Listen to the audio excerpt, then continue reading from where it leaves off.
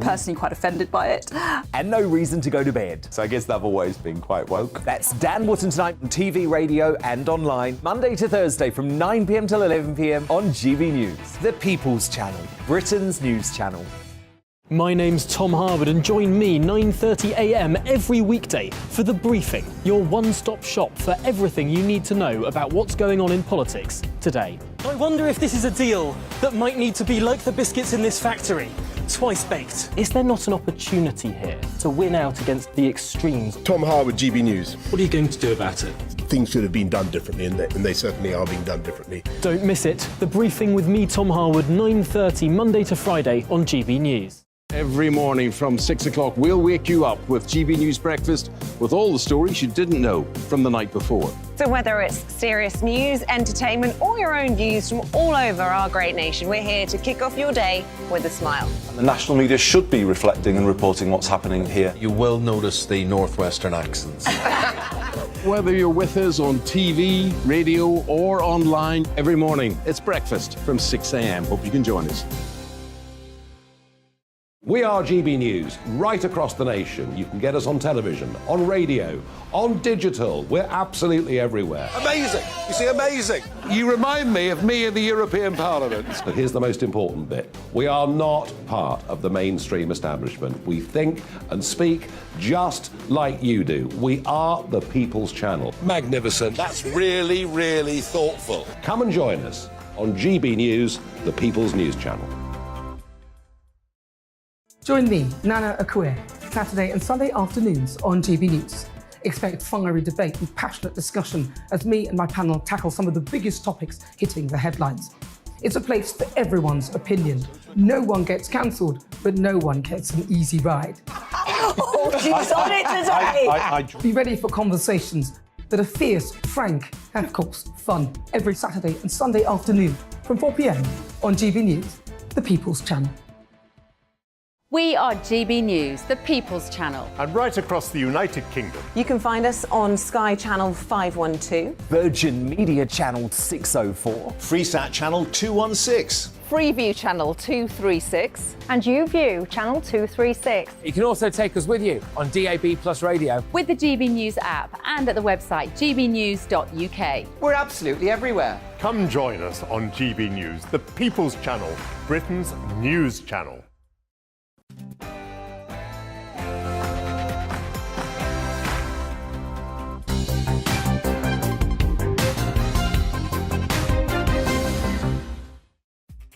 Travel chaos. Is this the winter of our discontent? Well, we'll be exploring the extent to which the unions and the government are at loggerheads over pay. Also today, candidate selections. A controversial selection in Rotherham for a Labour potential MP. We'll explore what all of that means after the headlines.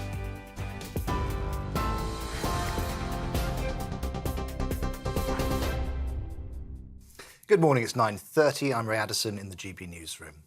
A month of rail disruption has begun today, with RMT union workers staging a first wave of 48-hour strikes.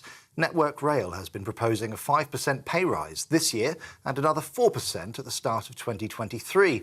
However, over 63% of RMT workers turned that down, with union boss Mick Lynch describing it as substandard. Only 20% of services are currently running, and some parts of the UK have no trains at all. Transport Secretary Mark Harper told GB News the RMT should accept the offer. I would call on them to look again at this offer and accept it. And it's interesting, in their ballot yesterday, only just over half of their workforce actually rejected it. Almost 40% of their workforce, even with a very clear instruction from their union leadership, actually voted in favour of it. So I think the tide is turning on people seeing that the offers we've made are reasonable, taking into account both the travelling public but also the interests of taxpayers. The Chancellor says long-term economic growth means difficult decisions need to be taken now, as UK unemployment has risen again. Jeremy Hunt says the government is committed to helping people get back into work. It's after ONS figures show the rate of unemployment rose to 3.7% in the 3 months to October. That's up from 3.6% in the previous period. Around 158,000 NHS operations were cancelled for non-clinical reasons in England last year. Nearly a fifth of those were called off due to staff shortages, with NHS vacancies at a record high. Other reasons for cancellations include a shortage of beds, equipment failure and admin errors. On TV, online and on DAB+ radio, this is GB News. Back now to the briefing with Tom Harwood.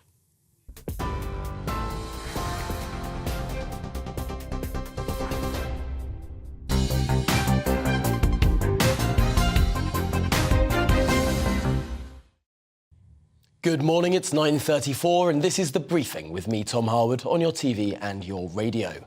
Well, first this morning, both parties are setting foundations for the next general election. Despite it being 2 years away, candidate selections are already taking place at pace. Now, one such candidate selection for the Labour Party caught our eye for all the wrong reasons this week. Councillor Dominic Beck has sat on Rotherham Council since 2011. He has been selected as the candidate for the Rother Valley constituency, a seat that's been held by Labour in every election save for the last one. Well, why is this controversial? Well, in 2015, Beck resigned his council cabinet position in the wake of the Rotherham child abuse scandal. The resignation came after Dame Louise Casey's independent report found that the council had been in denial over its failings over protecting 1,400 girls from child sexual abuse. Casey's report said that we do not accept that councillors with a long history in Rotherham did not know about the scale and extent of child sexual exploitation. We conclude that they did not act. Well, GB News has reached out to a comment from the Labour Party, and a spokesman has said that the Labour Party takes the findings of the Jay and Casey reports incredibly seriously. The NEC took the necessary action at the time against officials implicated. Well, is this the extent of the story? Joining me now in the studio live is the broadcaster, commentator and documentary filmmaker Charlie Peters. And Charlie, just let's take a little step back and look at the context in which we're finding ourselves. Let's remind ourselves of the Rotherham scandal. What exactly happened? So over about a 20-year period, we have discovered through multiple independent reports that at a conservative estimate, 1,400 girls were systematically abused, exploited, raped and tortured by predominantly Pakistani grooming gangs operating in and around South Yorkshire. The victims were predominantly white working-class girls. This was covered up and ignored for decades by both council workers, social services, the police, local politicians. When the Times newspaper kind of blew the lid on this story, independent reports came in. There's been independent investigations ongoing by the National Crime Agency, which has since pushed up the number of estimated victims to 1,510. That number is growing. There are new convictions every year. And in light of this, I think there's a lot of concern, as you've mentioned, that this man, Dominic Beck, has been selected as a candidate while he was still operating in the council at the time of this scandal erupting. And the criticism here of those that were sitting on the council was that they were perhaps overly politically correct. They didn't want to be seen to target perhaps ethnic minorities. They didn't want to be seen to be stirring up racial prejudice, for example. This is a national crisis, and what we've seen in Rotherham, we've seen throughout the country. And the general consensus seems to be that there is a nervousness around race, which stifles conversation, stifles investigation. That is absolutely what happened in Rotherham. And another problem that we've also found, especially in Rotherham, but also around the country, is that they also take a very negative approach to looking at the victims. They treat them not as working-class girls, but as underclass girls. They look at them as not worthy of police attention, not worthy of support. They treat their stories as lies, and whenever they fall pregnant, they say it's their choice. They treat rapists as boyfriends. And so there has been a consistent pattern of denial and degradation of these victims, and a protection and a prioritisation of the feelings and the security of the perpetrators over those girls, which is a disgrace. Now, this individual that we're talking about today, not here to defend himself, of course, he may well say that he was only on the council for 4 years at the time of this scandal erupting, that he wasn't one of the people that had been around for the longest time, for that 20-year time of the scandal. Are we being too harsh here? I don't think so, because the main crisis we found in all of these places, Rotherham included, the pinnacle of the problem, has been a culture of silence. Now, it's no good to say, oh, I wasn't around for so long and I wasn't involved in the decision-making at the time. If you were in the council, you almost certainly knew what was going on. You almost certainly contributed to the culture of cover-up. And I think it's almost certain that Dominic Beck was part of this. He stood by. He was silent. And ever since the scandal has erupted in 2015 when that Casey report came out, he has never apologised. He has never stood up and been counted. There has been no contrition, just silence. Now, we reached out to the Labour Party over this story, and it's interesting how unspecific they were with regard to this case, saying that the party takes the findings of these reports very seriously. The NEC took necessary action at the time against officials implicated. That sort of sounds like it's all over. Is it? It absolutely is not. Now, GB News has been investigating this scandal for the last year. I've been taken on as a documentary filmmaker to look into the national problem. Rotherham, as I've said, is at the heart of this crisis. What we have uncovered through speaking to youth activists on the ground, local politicians and a lot of survivors is that this crisis is continuing in no small part due to the fact that the politicians and the councillors and the social services workers who are around at the height of the scandal are still there. In 2005, the Casey report talked about a CSC seminar, a child sexual exploitation seminar at Rotherham Council, where many councillors attended and were briefed on the crisis that was going on in their town. No longer could they say that they didn't know. People who were at that seminar in 2005 are still in Rotherham Borough Council in 2022. They still have influence. They still are in the cabinet, indeed. And I think serious questions need to be asked, not only of the Labour Party, but also actually right at the top of the leadership of Keir Starmer for his selection of this candidate. This is a really extraordinary story that does seem to go on and on and on. I think a lot of people will have thought that this is something that happened back in 2014, 2015, and sort of it's all been sorted. But you're suggesting that this is still going on in many, many towns across the country. GB News has uncovered or visited up to 50 towns and cities where there are credible reports of grooming gangs that have taken place in the same kind of 20-year period. Many people from those towns report that it's still ongoing. And sure, the lid blew off the scandal in 2015, 2014, when the Jay and Casey reports came out. But there has never been a serious national conversation and a serious political effort to ensure we rid the rot out of our political system dealing with the grooming gang scandal. It's a fascinating story, and I know that you'll be keeping up the pressure and trying to get some of these answers out of these politicians, and particularly out of a constituency Labour Party that has sort of selected one of the people that could be argued to have been implicated in this scandal, resigning indeed over it. Charlie Peters, thank you so much for bringing us all of that news. And of course, we will bring you the Labour side of the story whenever we can as well. Well, let's move on to our next story today, something that is affecting the whole country. Train strikes are going ahead after members of the RMT rejected the latest pay offer from Network Rail. The union boss, Mick Lynch, called the offer from Network Rail of a 5% pay rise this year and 4% next year substandard.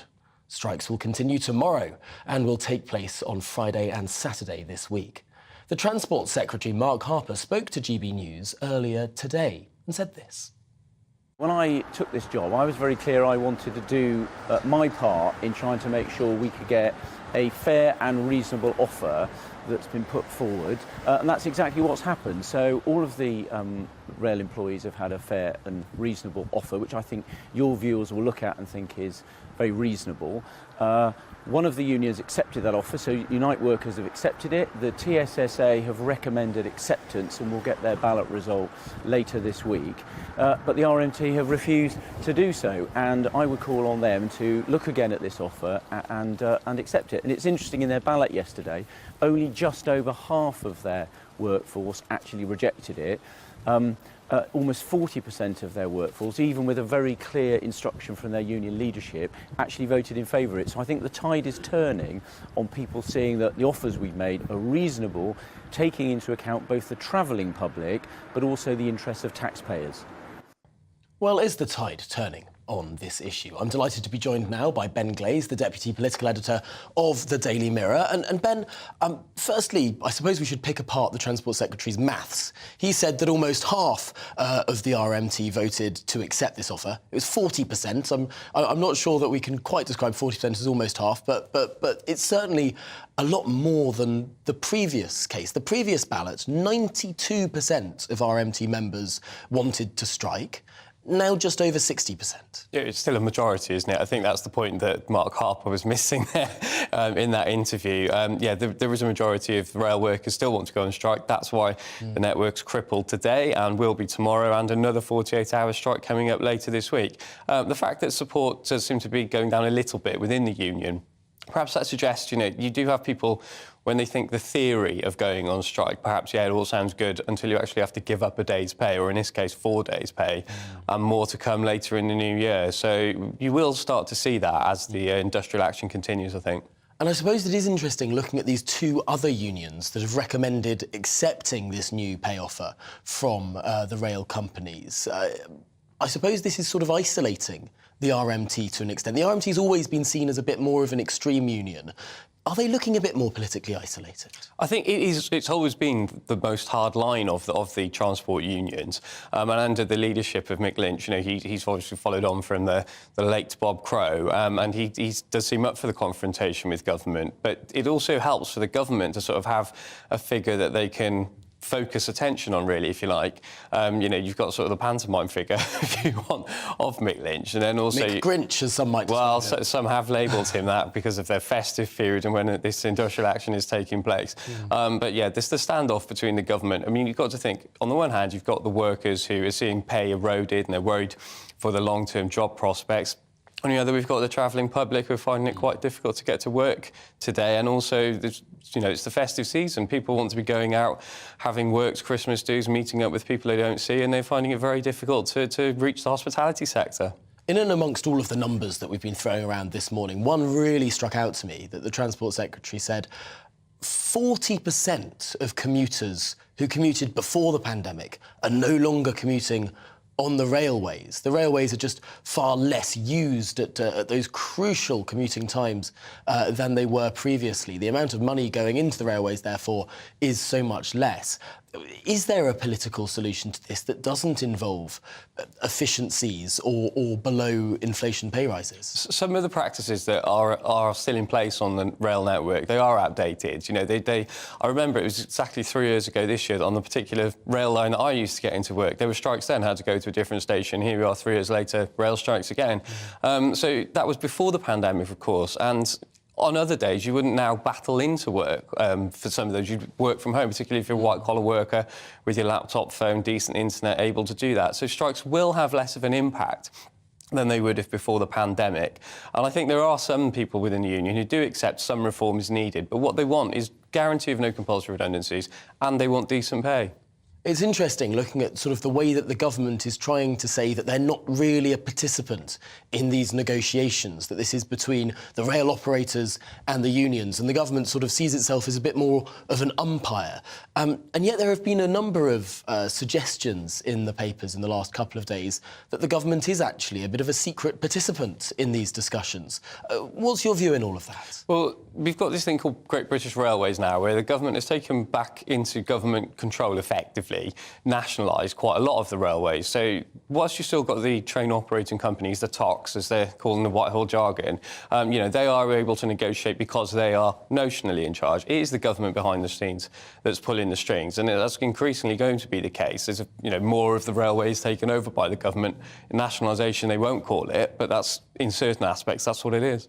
It's interesting, therefore, that the government sort of says, well, look, all of these independent processes are offering these particular offers, and we're just sort of standing back and we hope that these two different groups will talk to one another. I mean, is that perhaps a fiction that the government's painting? The government can be influential behind the scenes. It gives the train operating companies a mandate, if you like, and there's this big issue around driver-operated trains, which the unions, that is a real crunch point, if you like, and that seems to be the real sticking point for these negotiations, and there will have to be some resolution to it because it cannot go on indefinitely. Now, looking to the Labour Party and where they have been standing on a number of these strikes, it's interesting that they've sort of not been taking perhaps the Corbynite position of backing those going out on strike no matter what.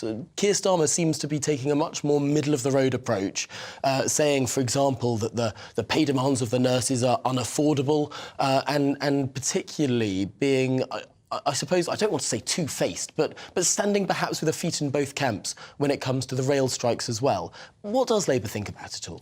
I think if you're Keir Starmer and you look at sort of the very hardline support that Jeremy Corbyn and the shadow cabinet that was there 3 years ago, that they gave to unions going on strike in various industries, not just rail, and then you see what happened at the general election 3 years ago this week, then maybe you think you're not best suited to stand on the side of the workers come what may. So what Labour, the front bench, have been saying is they support the right of workers to withdraw their labour, i.e. the right to go on strike. It doesn't mean that Labour has to stand on the picket lines and endorse every strike action in all circumstances. And, of course, with the runaway inflation we've got at the moment, that's what's driving a lot of these calls from however many unions we've got going on strike over the next couple of weeks. That's protecting their workers' pay from the cost of living crisis. That's what's driving all that. Now, some of the demands will be unaffordable, as Labour have said. But some of them, people, they might be unaffordable for the taxpayer. If not getting a real pay rise, or at least something that matches inflation, is unaffordable for people trying to pay their household bills when you look at the prices going up. And yet, of course, Rishi Sunak would sort of see his entire role of Prime Minister as trying to reduce state spending. He, of course, is only Prime Minister because the markets took so against the idea that more could be borrowed and more could be spent under his predecessor. And to some extent, the argument that we've heard from Number 10 time and time again for the last couple of weeks now is they don't want to embed this inflation. Currently, inflation is predicted to fall pretty rapidly in the first half of next year. But if big pay rises are given to everyone, even if real terms pay is just maintained, that sort of embeds inflation as it stands. I suppose it makes sense economically, that argument, but politically it might be a bitter pill to swallow. Politically, it's a very difficult argument to tell someone, look, your pay is going to have to go down in real terms because eventually if inflation stays high, we all lose out. Well, yeah, that's the economic theory, and it might be proven to be correct, but it's very difficult if you've got to pay your gas bill, if you've got to pay your food bill that's gone up 20% over the past 12 months. One of the other things, of course, that Rishi Sunak would make the argument is if you did give the public sector big pay rises, inflation-matching pay rises, well, that money has to come from somewhere, doesn't it? So you have to put up other people's taxes. As you just pointed out, you can't go borrowing ad infinitum because that's what spooked the markets and led to Liz Truss spending just 7 weeks in Downing Street. It's fascinating. And looking at all of these big issues, there's something that slipped under the radar a little bit yesterday. Of course, the Foreign Secretary gave a big speech trying to outline the United Kingdom's new approach to how we're dealing with international issues in the world. It didn't get a huge amount of media coverage, probably because people are much more concerned about whether they can get from A to B on whether they can pay for their weekly shop. But it was potentially quite important. What was the Foreign Secretary saying? Well, he was setting out what he sees as his vision. This was his first big speech as Foreign Secretary. I think Boris Johnson did one in about 6 years ago when he became Foreign Secretary. Gets all the various ambassadors from around the world who are based in the United Kingdom, gets them into the Locarno suite in the Foreign Office in King Charles Street and sets out what he sees as his vision. And you're right, there's one massive issue dominating international affairs at the moment, as we know, the war in Ukraine. Now, Britain is on the Ukraine side. We are giving them arms. Now, what James Cleverly was saying yesterday is that basically that is going to continue. The other big issue that was when Boris Johnson was around as Foreign Secretary was, of course, Brexit. Well, that's slipped so far down the agenda now, nobody really wants to talk about it anymore, not even the Labour Party. It's fascinating how these sort of issues have really gone down in terms of salience. I mean, foreign policy seemed to be the be-all and end-all of everything that we spoke about only sort of 6 months or so ago, and now it's sort of almost a footnote in conversations. Just finally, I want to get your view on this story that we opened the beginning of the programme talking about, this issue of the selection of a candidate from the Labour Party who resigned in 2015 his council cabinet seat over this grooming gang scandal. The Labour Party not really wanting to address this head-on, but it now has been covered in The Times and in a number of other newspapers as well. Is this going to be a problem for the Labour Party? It will be if it's not dealt with quickly, I think. Back in the 2017 elections, you had lots of candidates who hadn't been vetted properly, and few of them found themselves in Parliament because Labour did better than many expected. They don't want vetting issues to overshadow the next general election when Labour people believe they're going to go into government, because if people haven't been vetted properly, that will be shown up in even starker terms. So I think that will be addressed in the coming weeks. It's interesting. There are now 15, I believe, independent members of Parliament in the House of Commons, which is more than the number of Liberal Democrat MPs. Something they love being reminded of. Well, it used to be that you could only fit the Lib Dem Parliamentary Party into a sort of a London taxi. At least it might now be a minibus. I'm not sure how many more by-elections there have to be. But Ben Glaze, thank you so much for talking us through those big issues of the day. Indeed, we were going to be speaking a little bit about voter ID, which had been discussed in Parliament yesterday. We were having a member of the Local Government Association coming on who is recommending that this voter ID installation is delayed until after the May elections. Unfortunately, we haven't been able to establish that connection today, but we'll bring you that story tomorrow if we can. Well, that's it from me today. Coming up, it's Bev Turner today. She'll be discussing all of the big issues of the day in the run-up to Christmas. But first, here's the weather. Good morning, I'm Alex Deakin, and this is your latest weather update from the Met Office, who have issued yellow weather warnings for snow and ice and wintry conditions persisting today and indeed for the next few days. Low pressure systems surrounding the UK. We're keeping a close eye on this one, approaching the southwest. It could bring some snow in here through this evening and overnight. This morning, though, it's across northern Scotland where we've got snow coming in and a Met Office warning in place. Could be icy across the southeast where we had snow yesterday morning. It's